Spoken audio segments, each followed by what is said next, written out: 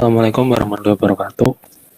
Salam Om Swastiastu, Namo Buddhaya, Salam Kebajikan, Rahayu. Selamat malam semuanya. Pada malam hari yang cerah ini, kami dari tim video opini kelompok Mandalika atau kelompok 13 akan menyampaikan pendapat-pendapat atau opini-opini kami mengenai lingkungan hidup.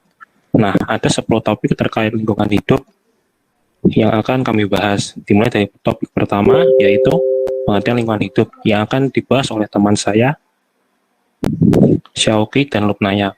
Kepada pembicara, saya persilahkan.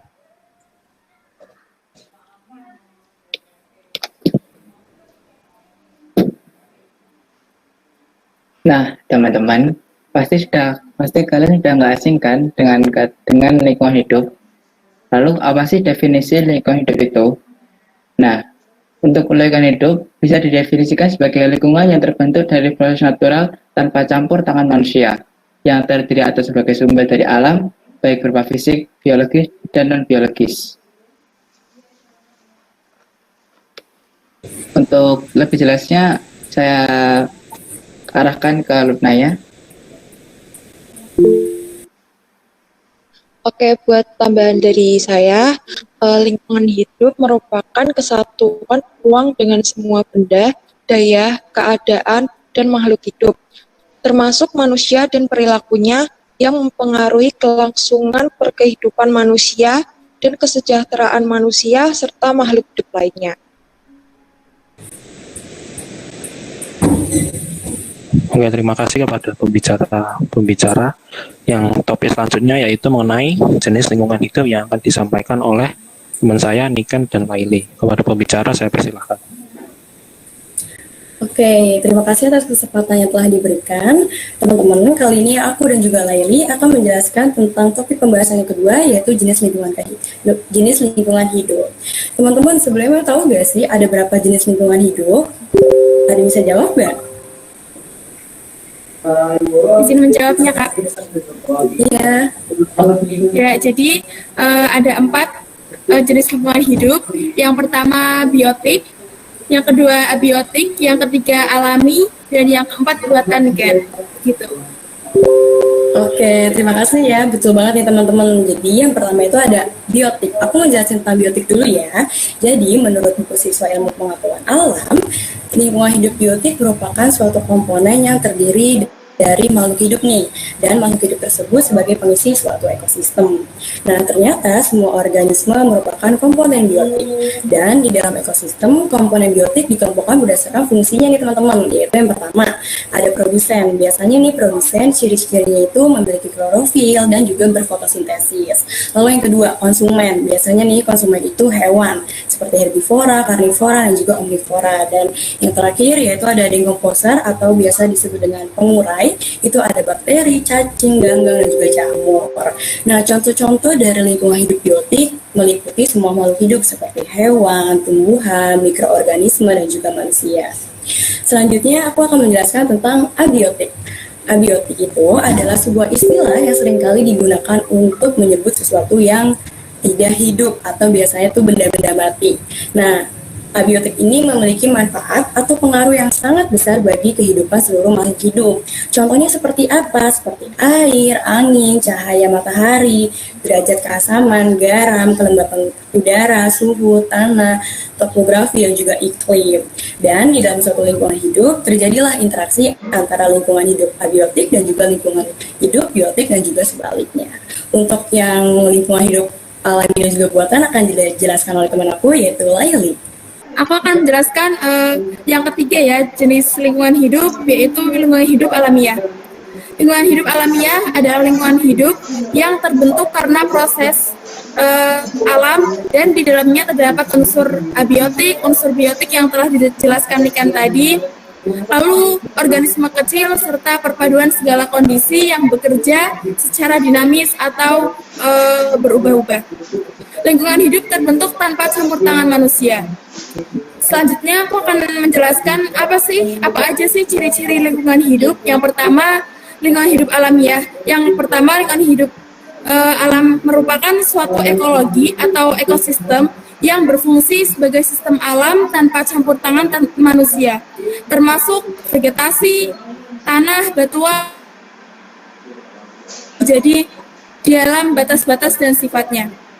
Ciri-ciri yang kedua yaitu lingkungan alam merupakan sumber daya alam semesta dan fenomena fisik yang tidak memiliki batas yang jelas seperti udara, air, dan iklim. Selanjutnya contoh-contoh dari lingkungan hidup alami yaitu ada 2 jenis. Yang pertama, jenis lingkungan hidup di air meliputi danau, laut, rawa, dan sungai. Yang kedua, lingkungan hidup di darat meliputi bukit, padang rumput, hutan, dan lembah. Untuk jenis yang keempat, yaitu lingkungan hidup buatan. Lingkungan hidup buatan adalah lingkungan hidup alamiah yang sudah didominasi oleh kebutuhan manusia. Lingkungan hidup buatan dapat terbentuk antara lain karena jumlah penduduk dan kebutuhan hidup manusia yang semakin meningkat, sehingga memaksa manusia mengubah lingkungan hidup alamiah. Ciri-ciri lingkungan hidup buatan yang pertama, ekosistem memerlukan intervensi manusia, yang artinya ekosistem buatan tidak mandiri dan ekosistem akan musnah tanpa bantuan manusia. Yang kedua, keanekaragaman hayati yang rendah. Lalu yang ketiga, bersifat pragmatis, yaitu lebih mementingkan nilai kepraktisan daripada kegunaannya. Yang keempat, manusia lebih produktif. Yang kelima, ketergantungan hidup buatan bergantung pada hukum alam semesta. Manusia hanyalah seorang penemu tapi bukan pembuat hukum alam. Berikutnya ada beberapa contoh dari lingkungan hidup buatan. Yang pertama, lahan pertanian. Yang kedua, taman. Yang ketiga, kota. Yang keempat, bendungan. Yang kelima, akuarium. Yang keenam, kota modern. Dan yang ketujuh, budidaya tanaman tanpa tanah dan sinar matahari. Terima kasih atas waktunya. Oke, terima kasih kepada Niken dan Laili. Selanjutnya, topik selanjutnya yaitu contoh lingkungan hidup yang akan disampaikan oleh teman-teman saya, Radit dan Martina. Kepada kedua pembicara, saya persilahkan. Oke, baik teman-teman semua. Di sini saya akan menjelaskan beberapa contoh lingkungan hidup. Contoh lingkungan hidup di sini ada 4. Yang pertama adalah lingkungan hidup biotik, lingkungan hidup abiotik, lingkungan hidup alami, dan yang keempat adalah lingkungan hidup buatan. Yang pertama adalah lingkungan hidup abiotik. Lingkungan hidup abiotik adalah semua lingkungan yang terdiri dari komponen-komponen makhluk hidup di permukaan bumi. Contohnya, manusia, hewan, dan tumbuhan. Yang kedua adalah lingkungan hidup abiotik. Lingkungan hidup abiotik adalah semua benda mati di permukaan bumi yang bermanfaat bagi kehidupan manusia dan makhluk lainnya. Contohnya, tanah, air, udara, dan sinar matahari. Terima kasih. Contoh selanjutnya akan dibawakan oleh teman saya. Baik, terima kasih atas waktunya. Nah, tadi telah dijelasin oleh teman-teman apa itu yang contoh-contohnya juga di sini juga ada abiotik, ada alami, dan ada buatan. Nah, ini saya jelaskan dengan perspektif geografi ya teman-teman. Jadi untuk yang alami dulu nih. Tadi sudah disebutin, tapi tidak ada salahnya kita sebutin lagi menurut opini saya, karena ini adalah video berbasis dengan opini. Menurut opini saya, itu kalau lingkungan hidup alamiah, itu lingkungan hidup yang tersusun atas biotik, abiotik, dan itu merupakan suatu hasil atau proses dari suatu dinamika alam itu sendiri. Nah, ini lingkungan hidup alamiah, ini biasanya digunakan sebagai sumber daya dan sumber hidup organisme-organisme banyak, seperti yang telah dijelaskan secara ekosistem itu seperti apa. Dalam perspektif geografi ini, lingkungan hidup alami itu ada banyak teman-teman, ada yang darat, ada yang di laut. Yang di darat itu ada contohnya ada gunung, ada bukit, ada lipatan dan lain morfologi lain. Terus yang di air perairan itu ada danau, ada pantai, ada lautan, ada muara dan lain sebagainya. Nah, yang kedua, ada lingkungan buatan. Lingkungan buatan ini berbeda dengan lingkungan alami, di mana lingkungan alami tidak ada campur tangan manusia di dalamnya. Namun yang lingkungan hidup buatan ini lingkungan yang secara artifisial digunakan dan dibuat dengan menggunakan teknologi manusia, baik itu teknologi yang mutakhir maupun menggunakan teknologi yang sederhana.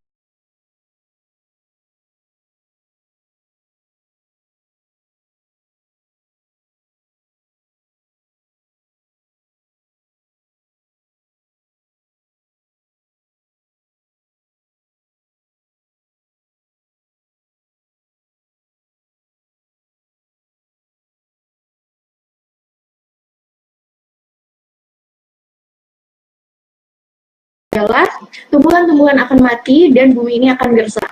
Lalu impact apa lagi adalah tumbuhan-tumbuhan akan mati dan bumi ini akan gersang. Lalu impact apa lagi sih? Emang kenapa kalau tumbuhan mati itu gimana? Emang apa pengaruhnya buat kita? Ya banyak. Contohnya buat hewan-hewan yang ada di sekitar kita. Gimana sih kalau misal hewan-hewan itu cuma makan tumbuhan tersebut dan tumbuhannya nggak ada? Terus gimana cara dia mengkonsumsi makanan, cara dia bertahan hidup? Nah, disitulah dapat kita simpulkan bahwa tumbuhan itu sangat penting karena jika tidak ada tumbuhan tersebut, hewan itu tidak akan bisa bertahan hidup. Dan dari situ hewan-hewan satu persatu akan mati dan kita bisa melihat mana sih hewan yang bisa lebih kuat untuk bertahan hidup di dunia ini gitu. Jadi itu gambaran kecil aku mengenai pentingnya unsur abiotik untuk keberlangsungan hidup kita, dan akan dilanjutkan oleh teman saya Catherine untuk membahas tentang unsur biotik. Silakan Catherine. Terima kasih untuk rekan saya Nanda. Baik, saya akan melanjutkan penjelasan tentang unsur lingkungan hidup. Unsur lingkungan hidup yang kedua yaitu unsur biotik. Teman-teman mungkin tahu unsur biotik itu apa. Lebih lanjutnya saya akan jelaskan apa sih unsur biotik itu. Unsur biotik merupakan unsur lingkungan hidup yang terdiri atas makhluk hidup seperti manusia, hewan, tumbuhan, dan organisme kecil lainnya yang tidak dapat kita lihat dengan kasat mata. Unsur biotik ini terdiri atas tiga komponen. Tiga komponen. Yang pertama, autotrof yang berfungsi sebagai produsen, di mana ia mampu membuat makanan sendiri dan makanan untuk organisme lainnya dengan cara fotosintesis. Yang kedua, heterotrof yang berfungsi sebagai konsumen, di mana ia akan memanfaatkan bahan organik dari produsen untuk memenuhi kebutuhan hidupnya karena ia tidak mampu untuk membuat makanan sendiri. Dan yang ketiga, dekompores yang berfungsi sebagai pengurai. Karena ia bertugas mengurai sisa-sisa makhluk hidup yang sudah mati yang dimanfaatkan sebagai senyawa organik yang dapat menyuburkan tanaman dan tanah. Terima kasih, sekian dari saya. Kembali ke moderator. Oke, terima kasih kepada Nanda dan Catherine. Selanjutnya kita akan membahas mengenai fungsi lingkungan hidup bagi makhluk hidup yang akan disampaikan oleh teman-teman saya, Kaila dan Antaries. Kepada kedua pembicara saya persilakan.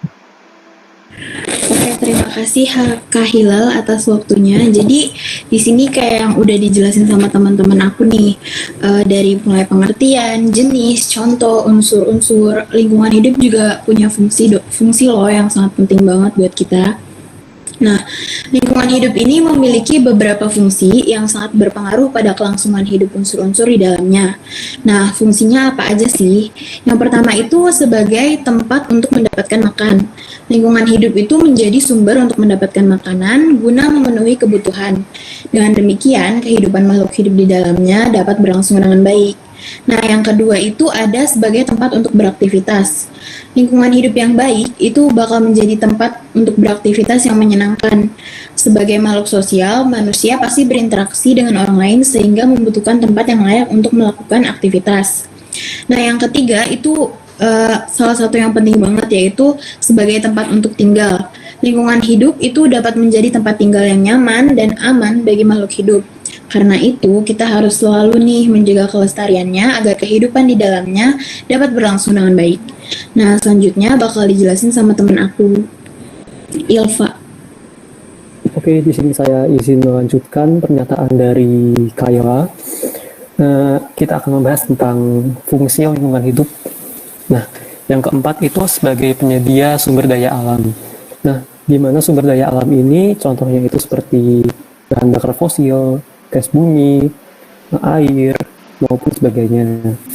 Nah, sumber daya alam tersebut akan dimanfaatkan manusia untuk memenuhi berbagai kebutuhan hidupnya. Misalnya saja nih, gas alam dan minyak bumi akan diolah menjadi bahan bakar, dan air pun juga akan digunakan manusia sebagai bahan pokok utama untuk hidup.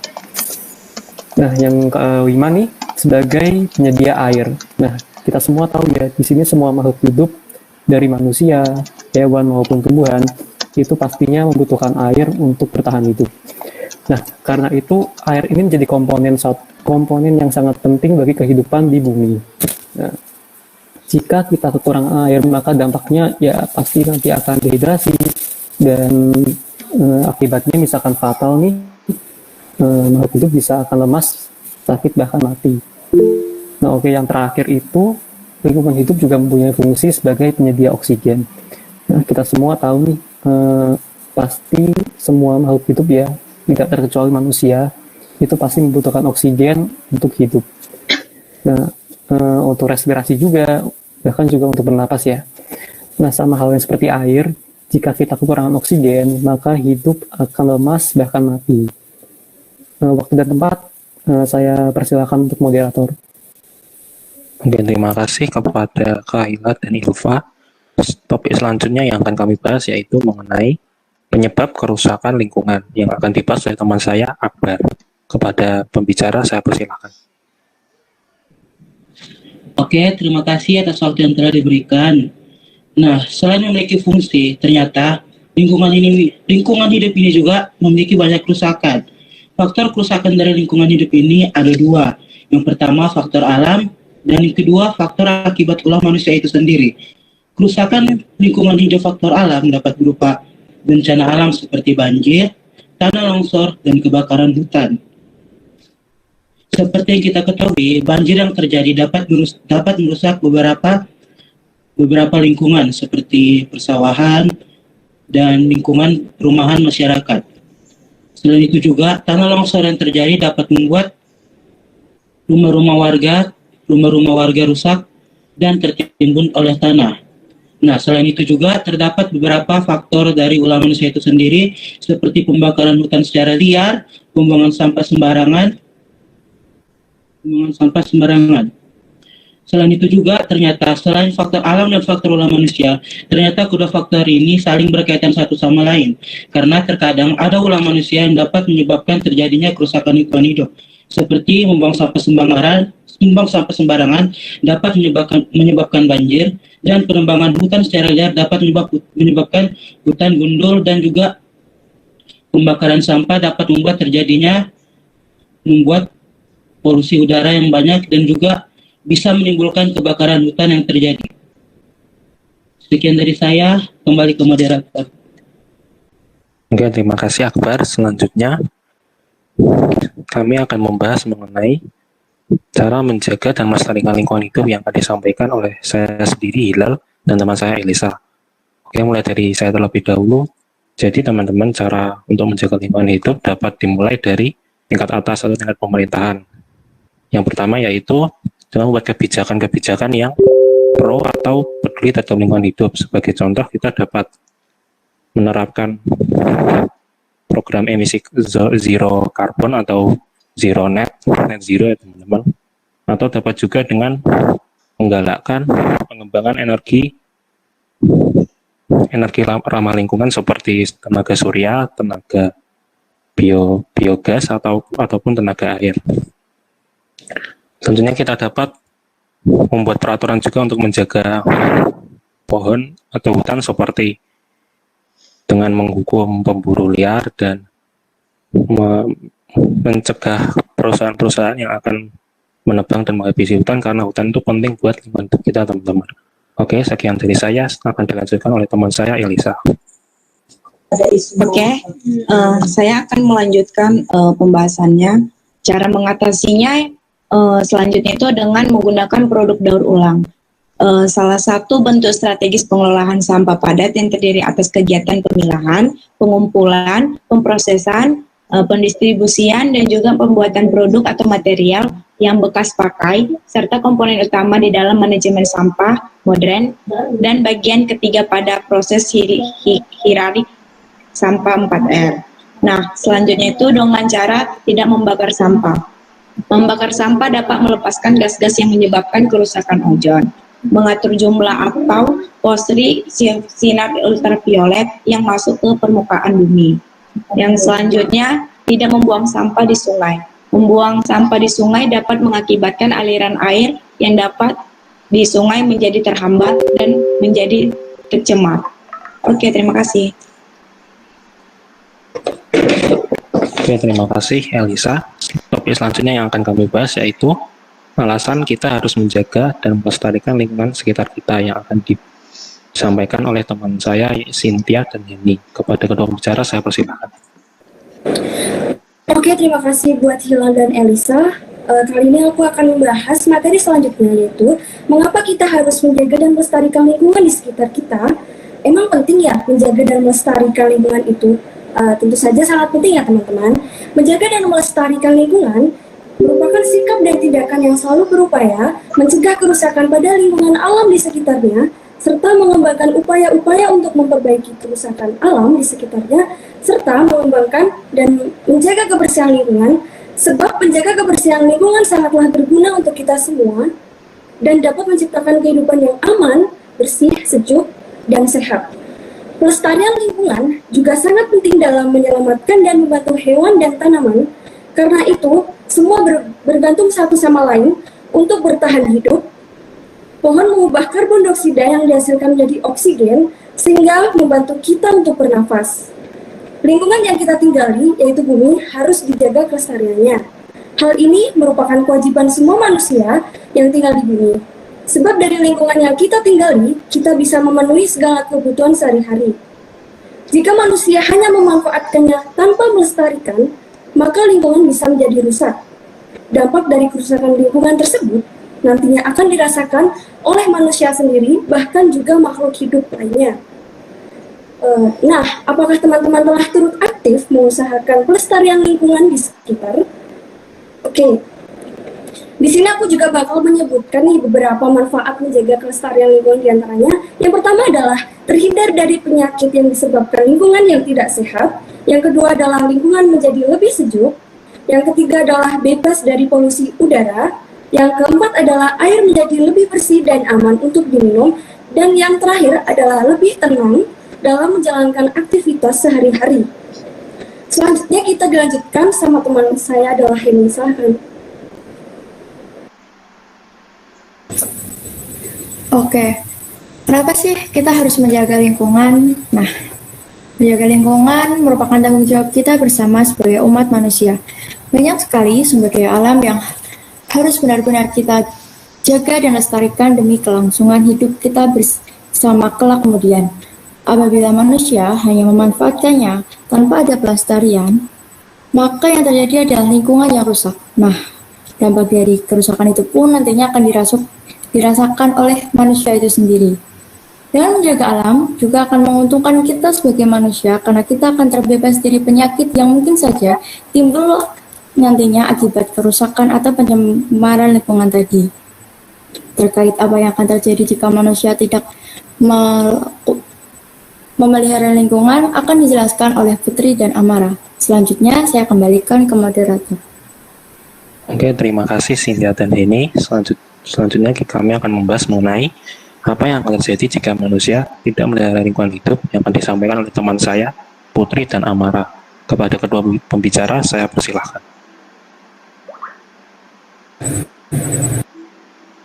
Baik, terima kasih moderator atas waktunya. Di sini saya dan juga rekan saya Amara Syifa akan menjelaskan mengenai apa yang akan terjadi jika kita tidak menjaga kondisi lingkungan atau dampak yang akan terjadi. Yang pertama itu adanya bencana alam. Peluang terjadinya bencana alam akibat kelalaian manusia karena tidak merawat lingkungannya. Misalnya bencana alam akan terjadi itu seperti banjir, tanah longsor, serta pencemaran tanah. Yang kedua itu pencemaran lingkungan. Kondisi yang kotor dapat mengakibatkan lingkungan menjadi tercemar. Pencemaran lingkungan ini akan berpotensi meracuni makhluk hidup yang ada di dalamnya. Kemudian dampak yang ketiga itu kerusakan lingkungan. Menjaga kelestarian lingkungan pada intinya adalah menjaga lingkungan agar tetap dalam kondisi baik. Ketika lingkungan tidak dijaga dengan baik, maka kerusakan lingkungan otomatis akan terjadi. Baik, penjelasan selanjutnya akan dijelaskan oleh rekan saya, Amara Syifa. Terima kasih. Oke, makasih Putri. Aku akan melanjutkan pemaparan yang disampaikan sama Putri. Yang selanjutnya atau yang nomor 4 adalah timbulnya berbagai penyakit. Teman-teman, kita semua tahu bahwa lingkungan yang kotor dapat memicu adanya sarang kuman dan juga virus yang nantinya juga dapat menimbulkan penyakit bagi manusia maupun makhluk hidup lainnya. Dan yang terakhir adalah persediaan sumber daya alam yang semakin berkurang. Nah, kita semua juga tahu ya bahwa kebiasaan kita sehari-hari itu terkadang terjadi tanpa kita sadari. Nah, misalnya adanya air yang sekarang ini persediaannya semakin langka karena adanya ulah manusia yang seringkali menebang pohon secara liar di hutan. Hal ini terjadi karena manusia tidak tahu bahwa sebenarnya hutan itu sebagai penyimpan cadangan air tanah. Nah, satu hal yang perlu kita sadari bahwa sebenarnya lingkungan hidup itu bukan hanya tempat untuk kita tinggal, tapi juga tempat kita memenuhi kebutuhan hidup kita. Bukan hanya untuk makan dan juga minum, tapi juga untuk memenuhi kebutuhan hidup kita yang lainnya. Jadi akan ada banyak sekali akibat jika kita tidak dapat merawat lingkungan kita dengan baik. Akibatnya tersebut bukan hanya dirasakan oleh manusia, tetapi juga makhluk hidup yang lainnya, baik hewan dan juga tumbuhan. Sekian dari aku sama Putri, kembali ke moderator. Oke, terima kasih Putri dan Amara. Topik terakhir yang akan kami bahas yaitu mengenai kewajiban manusia terhadap lingkungan hidup yang akan disampaikan oleh teman saya Sharon. Kepada pembicara saya persilahkan. Oke, terima kasih untuk Hilal dan teman-teman semuanya yang sudah menjelaskan tentang lingkungan hidup. Nah, apa sih hal yang gak kalah penting nih agar tidak terjadinya pencemaran, tidak perlunya kita merasakan akibat-akibat dari pencemaran tersebut, dan apa sih yang bisa membuat kita tuh menjaga lingkungan hidup kita? Yang pertama harus ada kesadaran dalam diri kita tentang kewajiban kita terhadap lingkungan hidup kita. Harus ada kesadaran untuk menjaga, tidak merusak, dan melestarikan lingkungan hidup kita. Nah, apa saja sih kewajiban kita untuk menjaga lingkungan hidup kita? Yang pertama itu dengan hal yang paling mudah dan memang sering dianggap remeh oleh orang-orang, yaitu membuang sampah pada tempatnya. Hal yang benar-benar gampang untuk dilakukan, tapi seringkali kita itu menganggap membuang sampah pada tempatnya itu adalah hal yang bukan suatu kepentingan gitu loh. Masih sering untuk membuang sampah sembarangan, padahal sampah-sampah yang menimbun itu akan menghasilkan zat-zat yang memang tidak baik untuk lingkungan. Yang kedua, dengan menebang pohon sembarangan atau memetik tanaman secara sembarangan. Kadang tangan kita usil nih, lagi jalan lihat, ada bunga bambu selalu kita petik, itu juga merupakan salah satu hal yang membuat kita itu tidak menjalankan kewajiban kita terhadap lingkungan dengan merusak lingkungan kita sendiri. Yang ketiga, kita juga bisa menjalankan kewajiban kita dengan mengurangi hal-hal yang menyebabkan polusi seperti polusi udara, polusi air, dan polusi tanah dengan mengurangi penggunaan kendaraan bermotor, menggunakan listrik secara hemat, dan juga mungkin tidak membuang sampah di sungai, jadi tidak terjadi pencemaran pada lingkungan. Baik, sekian dari saya kembali kepada moderator. Oke, terima kasih Sharon. Nah, bahasan kami pada kesempatan ini telah selesai teman-teman. Nah, berdasarkan opini-opini yang telah disampaikan oleh kami, dapat diambil kesimpulan yaitu bahwa setiap unsur-unsur dari lingkungan itu baik biotik maupun abiotik dapat berdampak baik maupun buruk kepada manusia, hewan, dan tumbuhan, dan kepada semuanya ya intinya. Oke, jadi penting juga bagi kita untuk menjaga lingkungan hidup kita ya teman-teman. Oke, sekian dari kami. Apabila ada kesalahan baik dalam penyampaian kata, opini, ataupun yang lain, kami mohon maaf. Selamat malam, terima kasih. Wassalamualaikum warahmatullahi wabarakatuh.